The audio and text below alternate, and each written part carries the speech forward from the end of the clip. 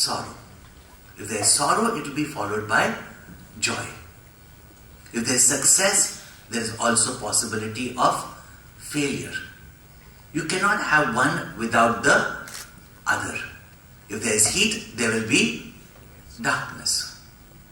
They alternate. The world of experience is a pair of opposites. Everything constantly changes.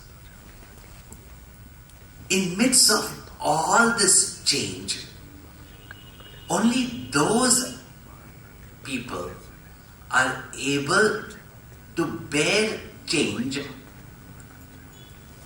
who can hold on to something which is changeless, or hold on to something which is more permanent. If you were to jump into a river whose currents are very fast,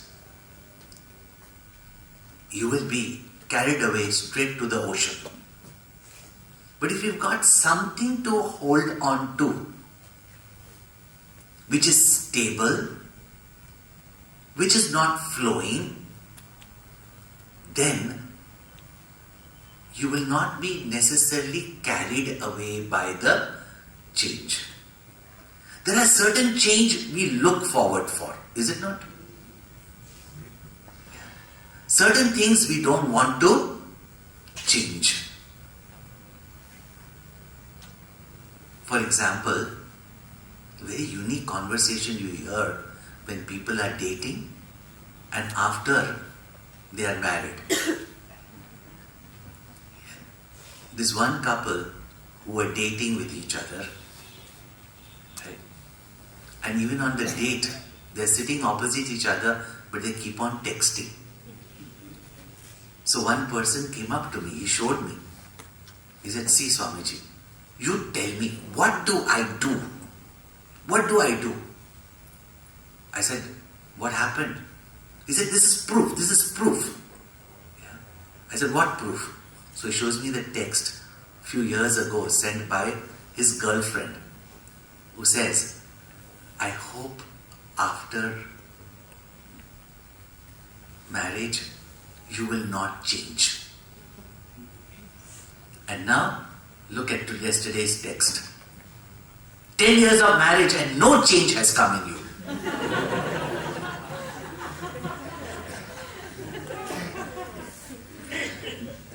What do we expect? Do we want change or we don't want change? There are certain things we want to change and we look forward for change, is it not? Yeah? And yet, in midst of certain of these changes, we wish something would not change. What is it that we do not want to change? Let us first start with that. We know that everything changes in this world. If you like something about someone today, tomorrow you yourself may not like in that person. So it is not only that the world is changing, the people are changing, you are also changing, is it not? When situations are bad in the country, you look forward for a change, whether political change, economic change, your own changes in your job, profile, all that you need. You want that change. And therefore, change is not something that causes uncertainty. Very often you are looking forward for change. And if there was no change, you would be in your same job, at the same level, with the same income. Don't you want it to change? But when the change is not the way we want it to be, or we have this suspicion of what we want will not happen, that creates in our mind the sense of uncertainty. Something favorable, we don't mind it. But something that we consider as unfavorable, we worry, we have anxieties about it. Is it not? So what is uncertainty? Change is certain in this world. So how do we, only when we do not want something to change, we are concerned about uncertainty. Otherwise, in general, the general discussion of uncertainty is we do not know what's going to happen in the future. That's why people go and show their palms, they go to horoscopes, astrologers with their horoscopes, and they find out that this is not a horoscope, it's a horoscope.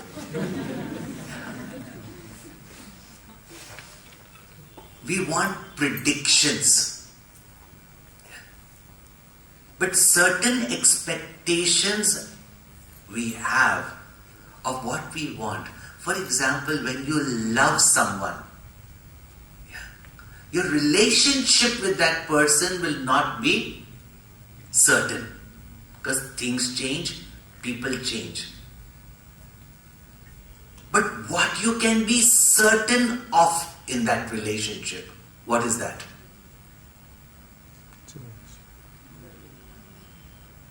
Huh?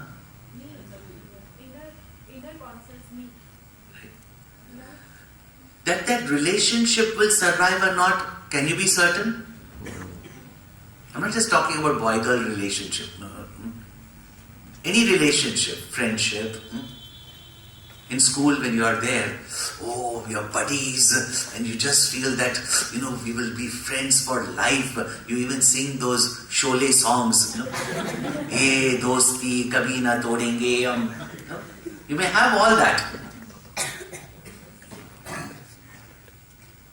But your roles in life change, your destinations change, your goals change, don't they? Your interests change. Your friends also change. That friend will remain your friend forever. That's what the disappointment of teenagers always. In the same way, in the financial world, the observers of wealth, the rishis, have always pointed out that Lakshmi is chanchal and chapala. We don't study our culture, so we don't know. And then we have false expectations. And where our expectations are false, disappointment is natural. It is clearly pointed out that wealth never remains with anyone at all times. It depreciates, everything happens with wealth, is it not? It can be stolen, it can be lost. It's not that we don't know about it, yet we expect that wealth will always remain with us because we want it. So what creates uncertainty is not change. It is our false expectations due to the lack of our knowledge or admitting the truth. That causes uncertainty. Now, in a relationship, there can be many uncertainties. Things that you would not want to happen in your relationship. Like you don't want your best friend to go and gossip about you. Your business partner, whom you brought into the business, you train the person. You expect that that person will be honest, trustworthy, will not betray you. But can you be certain about that? Can you be certain? You can't be. But what in all these examples can you be certain about? I'm not talking from an absolute sense. What can you be certain about? In a relationship, what can you be certain about? What's in your hand? My reaction. My response to it, perhaps. My response to it, right? But how will your response to it also be certain when you yourself are changing? Tell me. And your response to it also, at this moment, are you independent in your response? Or you react? When you react, you cannot be certain how you're going to react. But when you respond, you can be certain. Is it not? But unfortunately, we don't respond, we react. In a relationship, you can be certain about your love, but you cannot be certain about another person's love. If we can find what can be certain in any relationship, in any job, in any action, I'm talking relatively also. For example, your desires keep on changing constantly. But your goals are relatively permanent. Relatively, I mean, no? Right? Your desires keep on changing. Your likes and dislikes will keep on changing. And therefore, for success, it is pointed out that you must have a goal. And you must be firm about that goal. And if you've got a goal which you hold on to, the various distractions that can come through your desires, through your senses, through the stimuli of the world, you will be able to resist it. Therefore, that goal becomes like a lighthouse to make your decisions, to remove your confusions. Therefore, it is said, have a goal. But do you know, even your goals can change. What's more certain in your goal? Because sometimes you cannot achieve that goal. Are you going to be disappointed? Because there is uncertainty in achieving that goal. But in the goal, what is certain? Think about it. My effort. Hmm? My effort. My effort? To put in my effort is in my hand. Is it not? But that I'll achieve my goal or not, is it really in my hand? But to put in the effort is in my hand. If I recognize that certainty, then tell me, has not Krishna in the Bhagavad Gita said in the famous verse, even if you don't know what is Bhagavad Gita, Karmanyeva adhikaraste. To do the action in the present is in your hand. How you do it is in your hand. That you can be certain about. But what will be the results? You cannot be certain. But the results will come according to your input, according to your actions. So what is certain in your journey to success, in your fulfilling your wants, is your effort. Is it not? Our mind should be on that which is certain for us. That certainly if you put in your action, will you get the result? Is it not? The result will not be necessarily the way you want it to be. But it will be certainly according to the action that you have put in. See, I'm taking something subtle. There's certainty and uncertainty. What certainty is there? Everything is changing. But in midst of what can happen, that which will produce the result for certain is your action. Therefore, keep your mind to your action. The results are not certain. Don't use your mental energy. Don't waste your mental energy on something which is uncertain. Put in your effort in that which is certain. And that is how best can you do your action in the present. That you can be certain of because it is in your hand. It is your adhikar. It is possible for you. So put your mind to that which you can be certain of. In a relationship, as I pointed out, what can you be certain of? Your love, your response.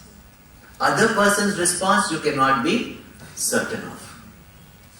Therefore, in any relationship, see that your love is certain. Is it not? That you can be certain about. That person will love you, you cannot be certain about. Yet in every relationship, we are only looking out for certainty in the other person's love. Is it not? If you wait for success to happen to you, you cannot be certain. But you work towards your success, you can be certain that you will get some result. If you don't work, you're not going to get. By worrying, you're not going to get anything. You know, Guru Tegh Bahadur Sahib has said something very beautiful. It looks like a statement which is opposite. Yeah? He says, Chinta taki kijiye jo anhoni hoye. It's something to contemplate upon. He says, worry about that which may not happen. That which is inevitable, why worry about it? If death is inevitable, why worry about death? But we worry about that which is inevitable. Just completed my study at Sandipni Sadhanalaya, our Gurukula there, where we study all this knowledge. First for our own development. Afterwards, when I graduated from there, I was still in Bombay. I was supposed to go to Hong Kong. I was still in Bombay.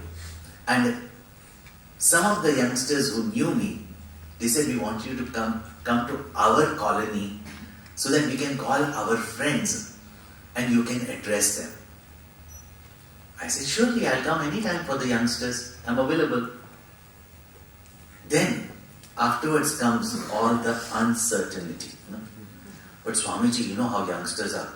They will not come. I said, I was a youngster when I went. Why do you think youngsters are so useless? Our Gurudev has said they only used less. You call them, then who comes, who comes? He said, but Swamiji, then each day I'm getting something new. Swamiji,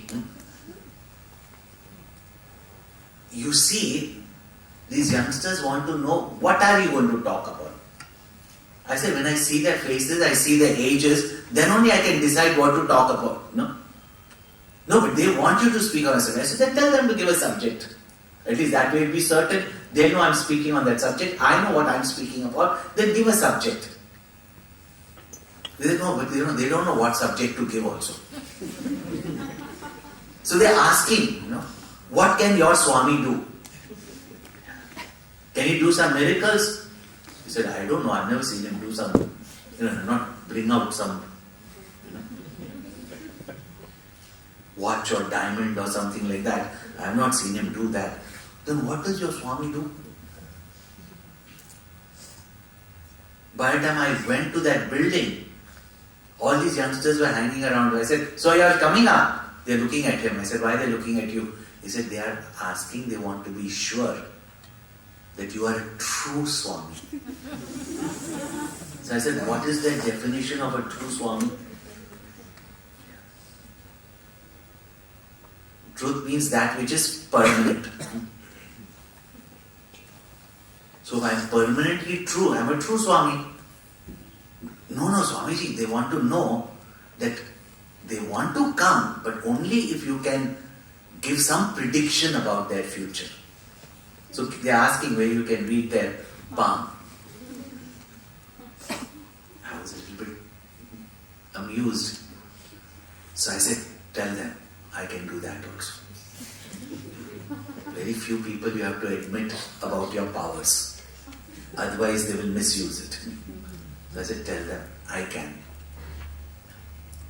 Anyway, at least if that entices them to come and learn a little bit about themselves and improve their life, and in that improve the world, which they are spoiling every moment, yes, I'm ready to exhibit my powers. I'm ready. Call them. Oh, suddenly the whole hall was full of these teenagers. That this Swami can give prediction. So one came. Hi, Swami.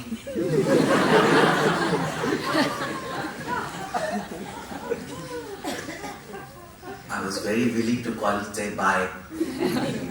Then comes and sits beside me and says, Swami, do you believe in God? No, suddenly where did God come into the picture? So I said, I have no beliefs. I said, I have no beliefs. He said, you're a Swami, you don't believe in God? I said, no, I don't believe. Suddenly he was dumbfounded. He was overcome by total uncertainty. Because he didn't expect me to say that I don't believe in God. He thought that I'm going to give them a big lecture on God. And I said, I don't believe in God. He said, how come you don't have belief? He said, I'm not a blind believer. So, but how can you not believe in God? I said, why should I believe in God? Who is God? What is God? He said, one who created the world. So I said, no, I don't believe in someone who created the world. He said, but then how did the world come? I said, you tell me. Well, there must be someone who created the world, is it not? I said, yeah. So then how come you don't believe in God? I said, but I don't believe in God. Belief doesn't have any logic. Whether you believe or you don't believe, both are irrational. What makes you think that a believer of God is irrational and a non-believer of God is rational? Both are believers. I have no beliefs. So he said, so you mean to say that, what are you doing? So I said, I am doing what I am doing. This guy was totally confused. Because beliefs can also change. I'm not a believer. Then he went to prove to me that there is God. So I said, oh, so you have proved to me there is God. So now do you believe in God? I said, no. Now I know there is God. I don't believe in God.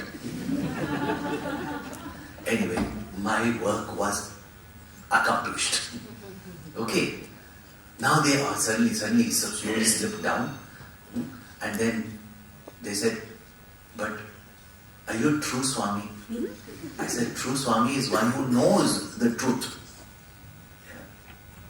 Yeah. No, but do you know the truth of us? So I said, what do you mean by that? And he said, can you tell us our destiny? I said, for sure I can. You won't bluff us. I said, you can write it down and take my signature, and one day one of you become lawyers and you prove me wrong and you can sue me for it if you want to. He said, you're so sure of it. I said, I'm sure of it. I'm sure of it. That what I will predict, even Nostradamus' prediction has gone wrong, isn't it? World was supposed to end in 2012, no? Didn't end, no? It was supposed to end in 2000, didn't end, isn't it? Yeah. Now the next 12 years, you start building up. And you're only going to ask me, Swamiji, they say the world ends. So now Nostradamus has been proven wrong the last few times. So they found out some other French person, I don't know, or Peruvian person. And I said, all of them, whatever they may predict, but what I predict of you will be true. So all of them jumped and put their hands in front of me. And I predicted that. They jumped and bring their hand in front of me. And I said, I don't have to read your dirty hands. I can sit here and read the destiny on your bro. So, hey bro, the destiny is written on your head. Yeah? So you want to know your destiny? You want to know your destiny? Yeah. Prediction that will certainly happen. Close your eyes.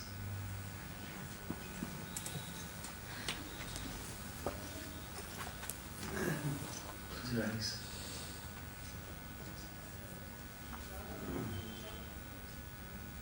Now I can tell each and everyone's destiny. And it will definitely happen. All of you close your eyes because you want to know your destiny, is it? Yeah? And I tell you, I'm not going to be wrong. For it is certain. All of you are going to die. Tell me, am I wrong?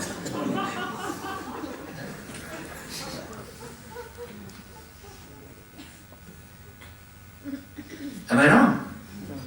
Can any one of you sue me? Yeah. Can you give any example of Ravan and Kumbhakaran also? In life, that which is born will certainly die. That which is certain, why are we worried about? Why do we fear? Tell me. That which is certain should never be feared. You know, my teacher in school, I'm giving you examples from the corporate world, I'm giving you examples from some of your students also. My school teacher used to tell me, if you have studied well, on the last day of your examination, go for a night show movie. You should not worry about your exams. But one student went up, but sir, what if I have not studied? He said, still go for a night show movie.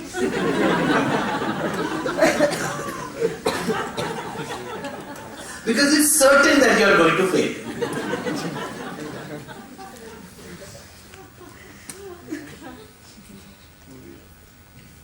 What is certain that we are going to die? What is certain that there is change going to happen? If we see that certainty and then we perform our actions, then we are prepared for all the uncertainties of life. So how do we find that which is certain in the midst of all uncertainty? When the travelers of the past, before there was compass, how did they certainly knew that direction, whether they were in a desert where everything appears the same? They're not even landmarks. They cannot take the sand dunes as their landmark. Therefore in Australia, they had the Ace Rock standing firm there, from where they decided where to travel. So what is certain? That in the sky, the Polaris, the North Star is certain. From there you can find out all the other directions in life. Therefore, in any relationship, you can be certain of your love. So make your love certain. And then you can be certain about your relationship. In achieving any desire, the result is not certain. But what you can be certain about is the effort you put in, and you can be certain about the laws of the universe, which relatively are changeless. You can be certain about it. That if I put in this effort according to this law, but because we do not know all the laws, our expectations are there and we consider that to be uncertainty. But it is certain if you do good, good will come back to you. Because if you throw a ball on that wall, the law is it will rebound to you at the, leaving aside the few laws of friction, etc., it will rebound in the same direction. It will boomerang back at you. Therefore, in every action, that's why in India, in our culture, we speak of the theory of karma. Unfortunately, the word karma also is taken as destiny, and destiny has become fate, and say my karma is bad. Karma is bad means my action were bad. No? What are we certain about? That good action will give us good result. But our confusion is that we do not see that there is good action that can be done wrongly, and there is bad action that can be done rightly. Two example is that you see a child engulfed by fire. What is the good thing to do? Save the child. But in the process, you turn out to be the Phantom of the Opera. You come with a burnt face. You say, I did something good. Why bad happened to me? Bad did not happen to you. You did good, but you did it wrongly. You should first take precaution. Fire burns even if you do good. So the laws of universe are steady.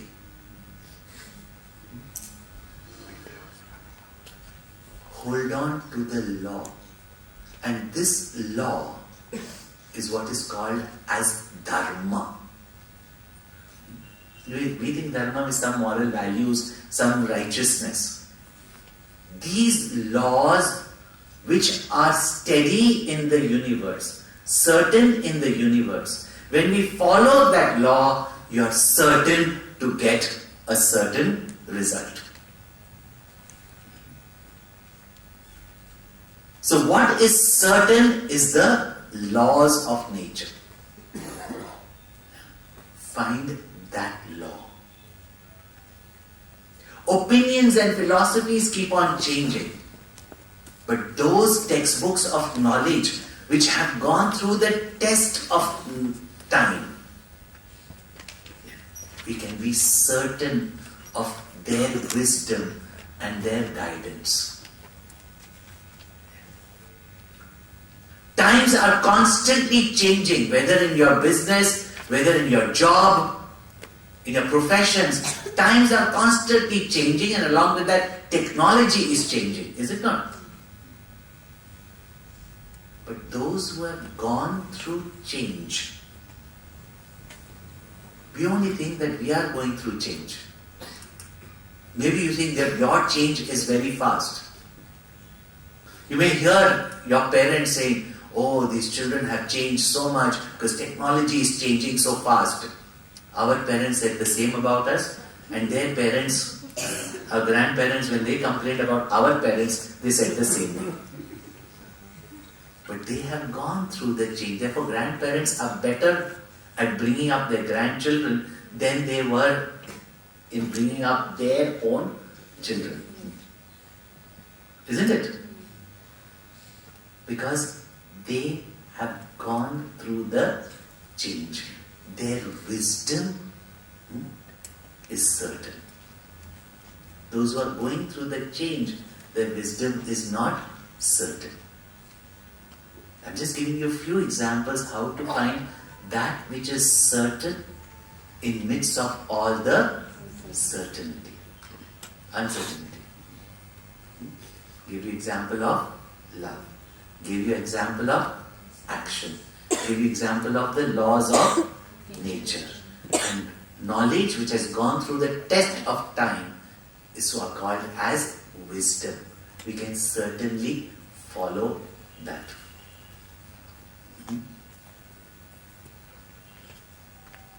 And the highest is what? If you take it stage by stage in all the fields that you are working in. Your likes and dislikes, your desires will change. Keep a goal that you are certain that you want to achieve. In between, a lot of distractions and uncertainty will come. But you have the power, you have the steadiness, you have the ability to overcome all those changes and uncertainties if you remain dedicated to your goal. Just like a lighthouse. You know exactly the direction to go. So keep a goal. Goals you may achieve, you may not achieve, or even over a period of time, after you achieve, you have different goals, but still it keeps you focused. There's something certain by which you can even give up your indecisiveness, because if you have a goal, it is easy to decide. Then you will also understand why marriage, because today many questions come about marriage. If marriage is so uncertain, why should we get married? The very word marriage is to have certainty in your relationship, so that in spite of your quarrels, difference of opinions, you have something which is permanent to hold on to. Your vow of commitment to be with each other in joy or sorrow, pleasure or pain, success or failure. Otherwise it is convenient love, aajkal ka pyar. In your relationship, your commitment gives you certainty. Is it not? Find that certainty in the midst of other things, that you will be able to get along with each other, you will begin to like or dislike each other. That's why relationships do not get a chance, because at every second we are ready to divorce. Even in life, we are not able to give other people chance because we are not ready to forgive. Giving is in your hand, receiving is not in your hand. It's uncertain. See how many certainties you can find in uncertainty. I'm not talking from an absolute sense.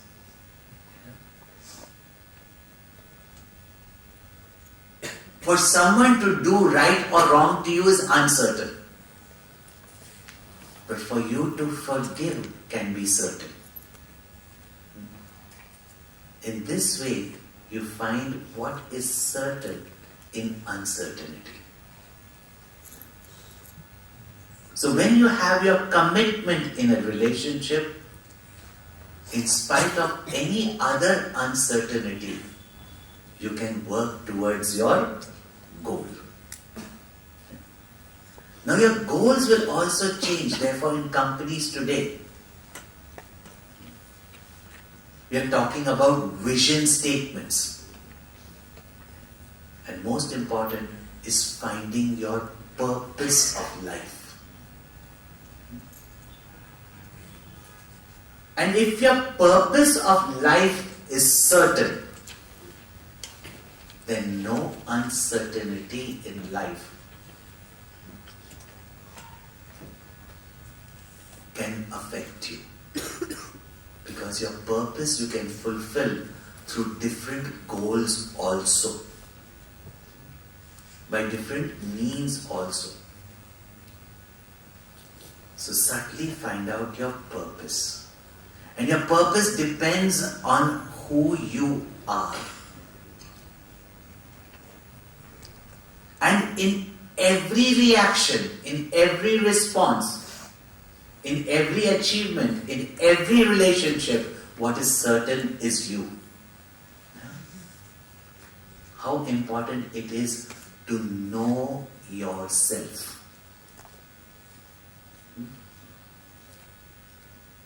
And even yourself, how your moods will change is uncertain. You are not even in control of that.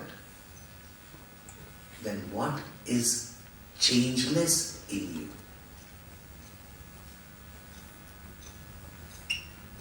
Have we recognized what does not change in us? Our moods change, our knowledge change, our beliefs change.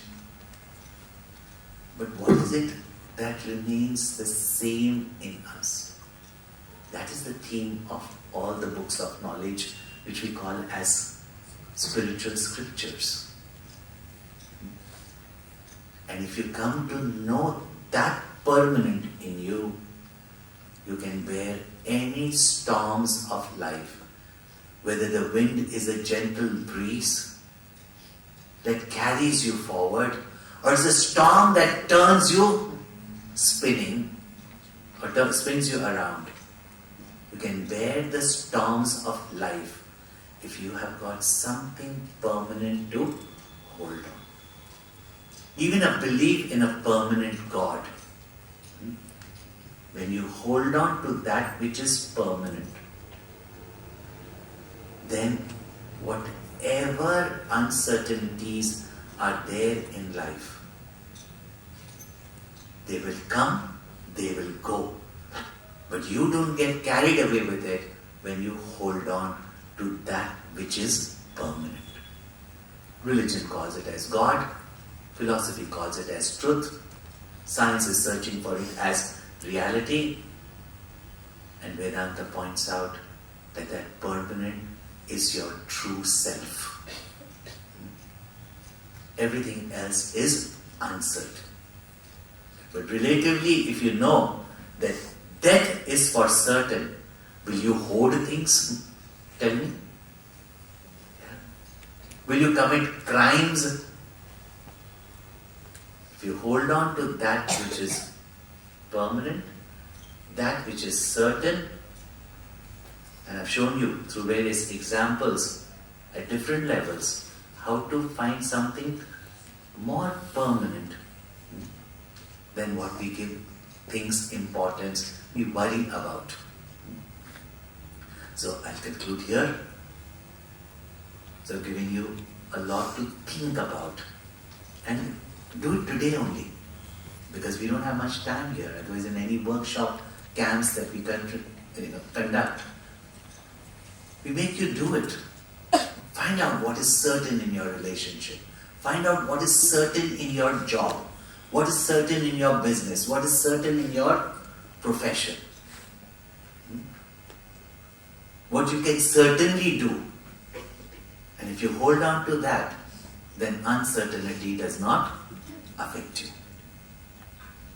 Right?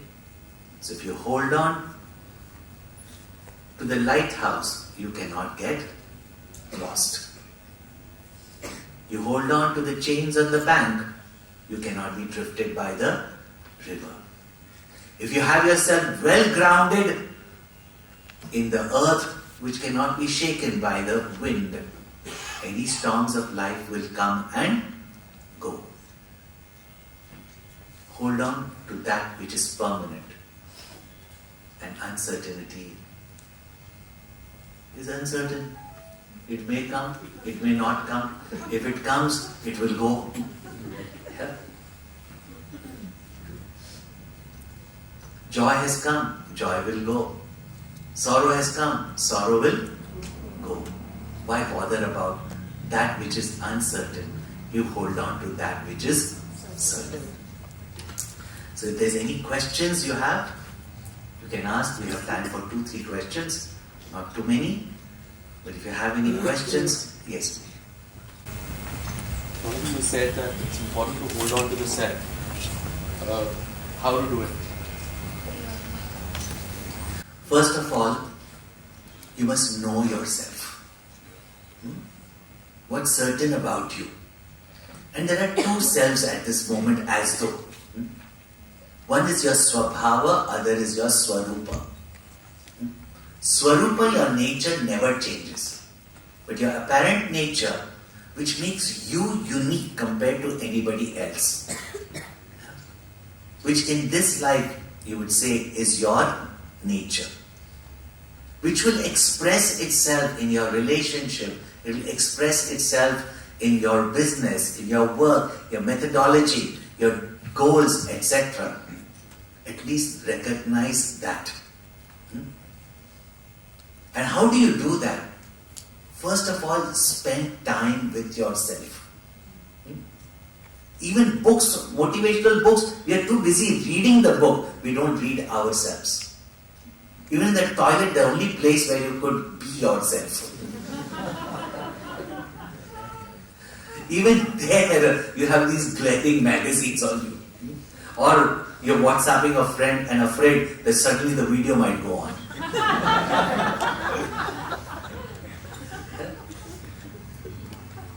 Our Facebook is all about how many likes we have from strangers who don't even know you. Yeah. And comments, good or bad, from totally random people. Spend time with yourself. Your absolute self, which is the same in everyone, has been discovered by the rishis and they have pointed out. Read those books that will reveal yourself. We have made courses, the book that was announced here, Storm to Perform.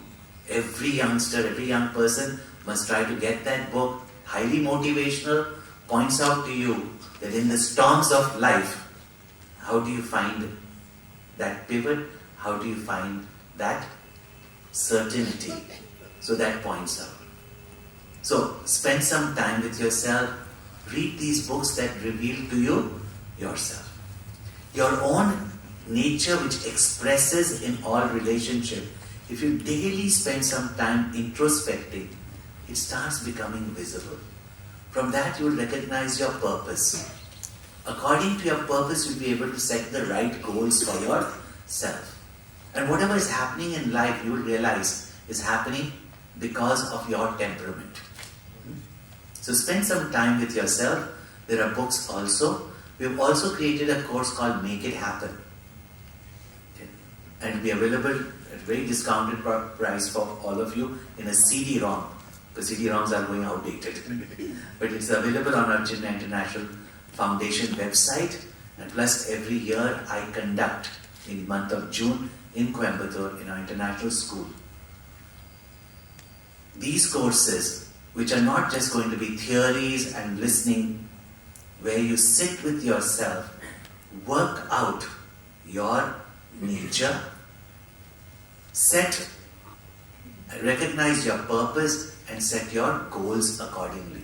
But you do have to spend time with yourself. Finally, it has to be your own self-discovery, but there are a number of guidelines given. And that is what we call our scriptures. So make a good study, especially of Bhagavad Gita. Pranam Swamiji, you said focusing on what is certain is important, which is your action. Now, applying that in one's professional life is easy, but how to do that in one's personal life, in relationships? For example, forgiving someone who has slapped you, or has angered you, or has hurt you. See, your response, as you was rightly said, your response to the situation. The beautiful example is of Buddha. When he went, they say Buddha, sometimes they say Kabir, Dasji. But Buddha was going out, he's a bhikshu, he's a monk, so he would go to beg for food. So he would stand at the door. It's not like everybody revered the saints at that time. So even at that time, one man gave him some foul words. Buddha quietly walked away from there. His young, new disciple, very upset that this is the way this man treated my master, my guru. So went up to Buddha and said, Master, you must have forgotten this language, but I'm still fresh. I've come straight from the streets of Bombay. Apan ko aata hai. I can give back every word he told you. You just give me permission to. And Buddha said, if you took those bad words, go give them back. I didn't take it. Right? Now tell me, a friend comes from behind again and says, hi yaar, and gives you such a slap which is painful. But are you miserable? You turn around and said, I forgive you for you did not know what you did. I'll just finish it, Right? So, somebody slapping you, even if it is painful, is not something that you take negatively. However, if you understand one thing, even if someone did something terribly wrong to you, how you respond to that is in your hand. For example, if you hear your grandmothers, जो भी होता है अच्छे के लिए होता है. The faith that eventually everything is for your good. You will make it good for yourself. Even life's most tragic experiences. If after you look back in the past and you look yourself, today you are what you are, even your being good, is because of some maybe difficult situations of the past.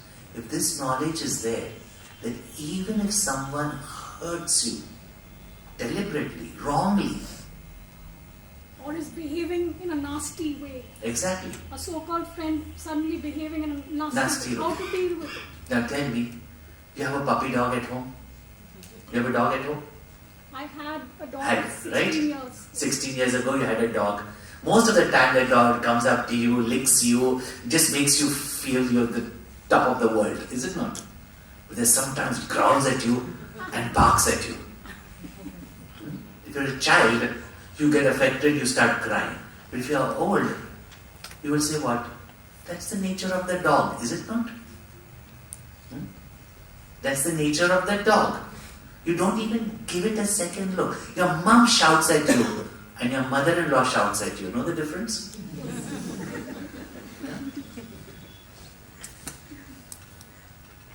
It's how you take it.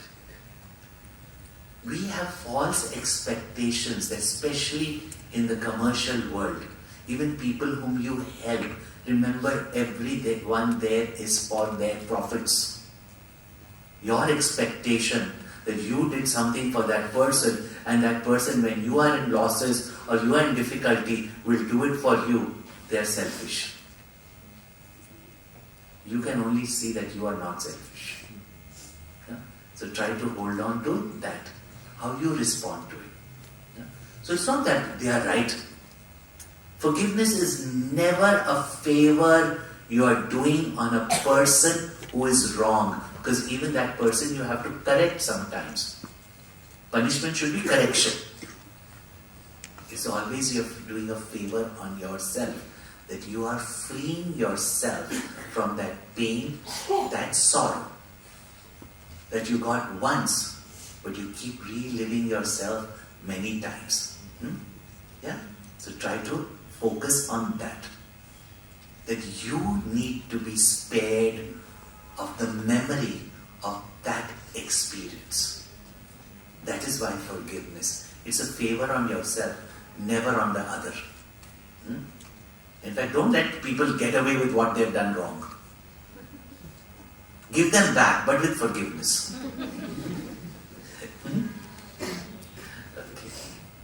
Okay, last question. Something you told to set up a goal.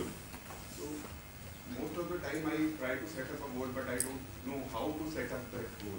Can you help us? That's why I said first find out what is your purpose behind that goal. We just told, set a goal, but nobody tells you why set a goal. That's why I said one thing is that even whatever you understand as a goal, if you set it up, be committed to it. You're holding on to something which is permanent. So whatever you say, suppose you say, even it may not be technically a goal, but this year I have to make so much income. This is not really a goal. But suppose you have to make this much income. Or this year I have to aim for a promotion. Or this much I'm going to give in charity. You set some goal for yourself and you work towards it. So what if you fail? But you work towards it. Then you're holding on to something more tangible, more permanent. Yeah? I have one question. Well, should we take 5 minutes more? Yes, sir. Okay, yes. Swamiji, you talked about daily introspection. One of the things that I find I struggle with is that I feel like my introspection is influenced by that day, that circumstance, and then I don't feel like it's a true introspection. It feels inauthentic. Yes. How do you deal with that, and how do you truly introspect? See, your introspection also should have a methodology. You're only introspecting your reactions. You're only introspecting your reaction from what you're telling me. It sounds that you are only introspecting or recognizing your reactions of the day. See, first of all, when you get that reaction, do you want that reaction? First you think. For example, you get angry, you get miserable, you get hurt. See, you get those reactions. Now, the question is, we always put the blame game because that person was like this. But it is always our false expectation, like I was just telling you, that when a dog barks at you, do you get offended? When your mother scolds you, you get affected, but do you get offended?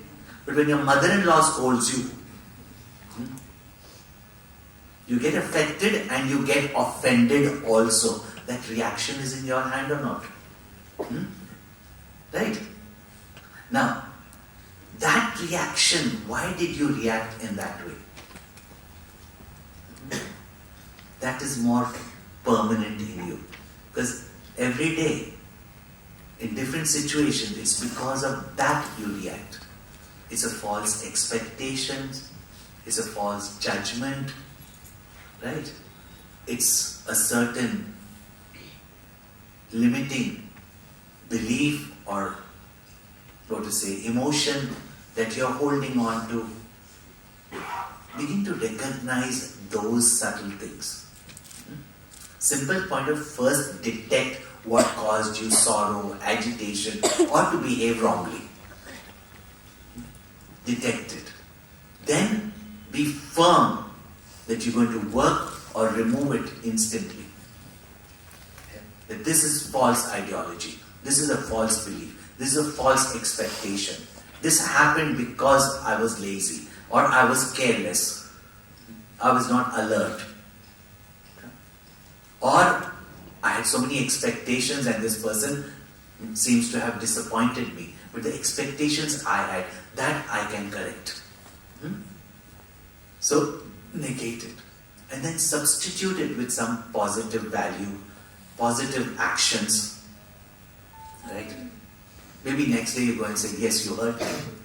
But I'm not going to react to it now. Let's get bygones be bygones. How do you substitute it? So like that you work on it. That also guidelines is there in some of our books, even in Make It Happen, it's there. Try to get these, work on them. Yeah? Okay. Now yes, we have 2 minutes more. What if you live your life without purpose, without goals, and without expectations? Is that good or bad? See, the thing is, there is something called as thinking less living. Yeah?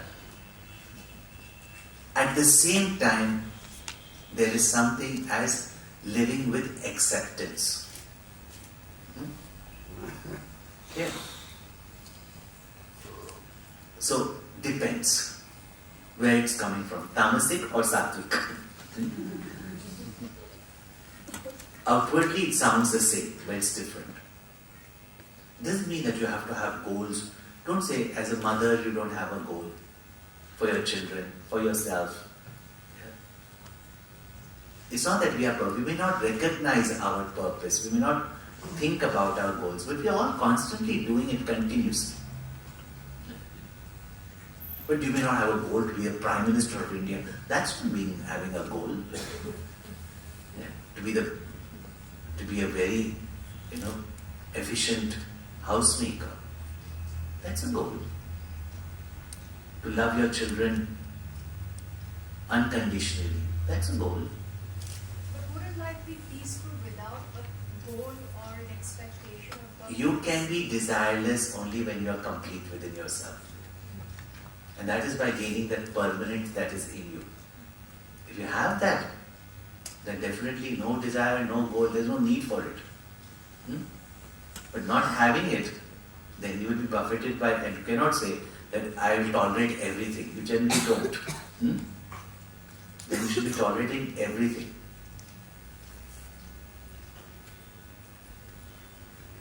Should we conclude now?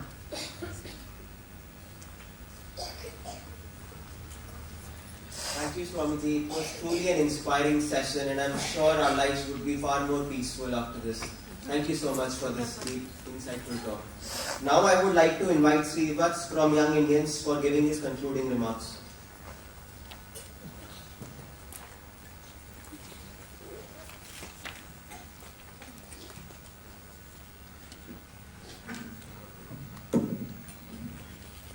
Hari Om.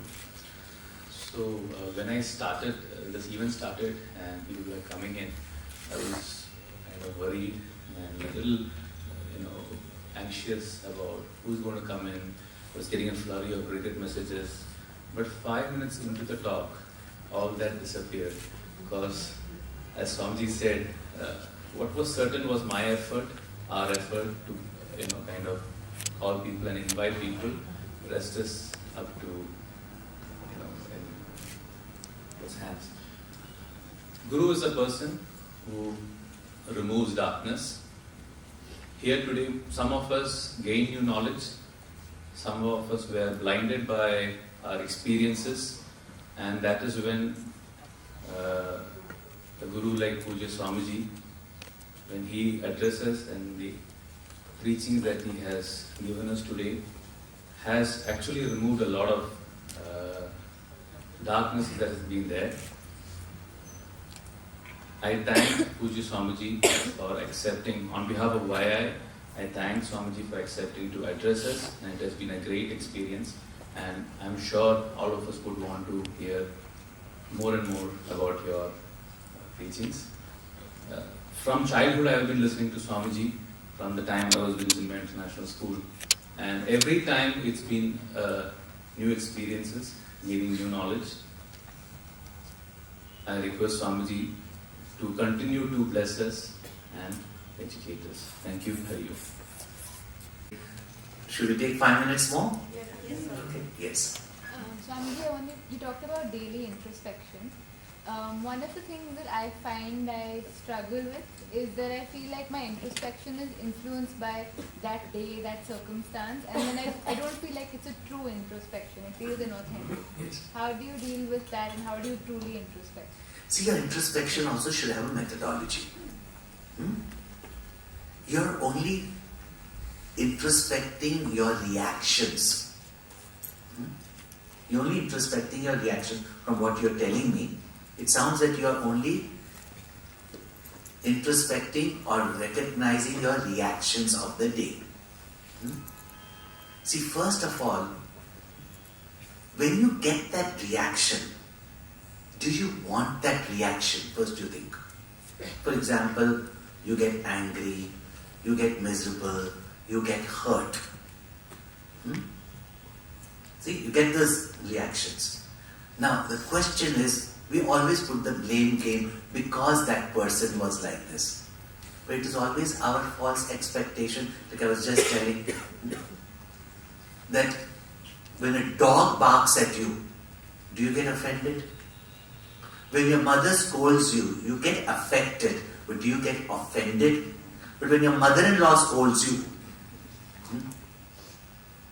you get affected and you get offended also. That reaction is in your hand or not? Right?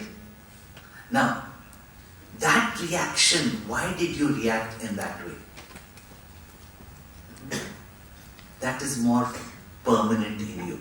Because every day, in different situations, it's because of that you react. It's a false expectation, it's a false judgment, right?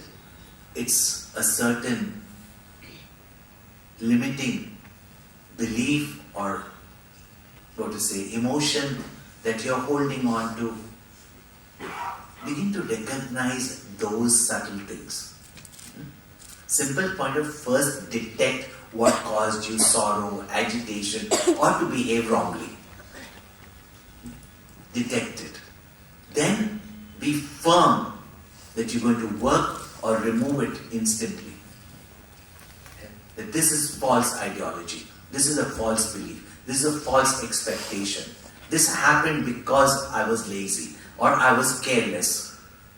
I was not alert. Or I had so many expectations and this person seems to have disappointed me. But the expectations I had, that I can correct. So, negate it. And then substitute it with some positive value, positive actions. Right? Maybe next day you go and say, yes, you hurt me. But I'm not going to react to it now. Let's get bygones be bygones. How do you substitute it? So like that you work on it. That also guidelines is there in some of our books, even in Make It Happen, it's there. Try to get these, work on them. Yeah? Okay. Now yes, we have 2 minutes more. What if you live your life without purpose, without goals, and without expectations? Is that good or bad? See, the thing is, there is something called as thinking less living. Yeah? At the same time, there is something as living with acceptance. Yeah. So, depends where it's coming from, tamasic or sattvic. Outwardly it sounds the same, but it's different. Doesn't mean that you have to have goals. Don't say as a mother you don't have a goal for your children, for yourself. Yeah. It's not that we may not recognize our purpose, we may not think about our goals, but we are all constantly doing it continuously. But you may not have a goal to be a Prime Minister of India. That's not being having a goal. Yeah. To be a very, efficient housemaker. That's a goal. To love your children unconditionally. That's a goal. But wouldn't life be peaceful without a goal or an expectation of purpose? You can be desireless only when you are complete within yourself. And that is by gaining that permanence that is in you. If you have that, then definitely no desire, no goal, there's no need for it. But not having it, then you will be buffeted by, and you cannot say that I will tolerate everything. You generally don't. Then you should be tolerating everything.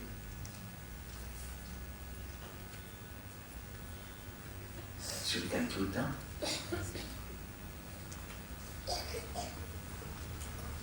Thank you, Swamiji. It was truly an inspiring session, and I'm sure our lives would be far more peaceful after this. Thank you so much for this deep, insightful talk.